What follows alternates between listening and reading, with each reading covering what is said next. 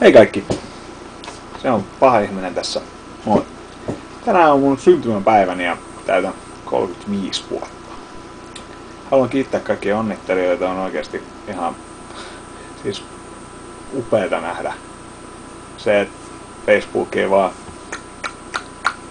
kopsuu ilmoituksia siitä, että joku on muistanut, ja haluan kiittää joka ikistä muistajaa tällä videolla siitä, että se on oikeasti mulle tärkeää. Näin sopivasti 35 ikävuoden kunniaksi olen tosiaan nyt virallisesti Vasemmistoliiton kansanedustajaehdokas seuraaviin vaaleihin, ja toivoisinkin ainoana syntymäpäivälahjana sitä, että annatte mulle rehellisen mahdollisuuden. Mä tiedän, että osa on mun kanssa niin eri mieltä ja pitääkin olla eri mieltä ihan noin niin kuin ideologisten syiden takia.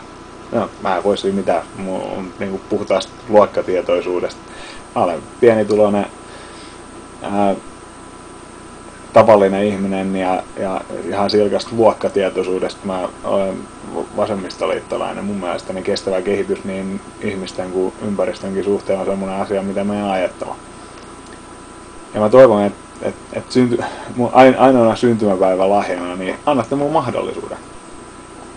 Annatte mun todellisen mahdollisuuden ja arvioitte mua vaan sen sisällön perusteella, mitä mä tuotan.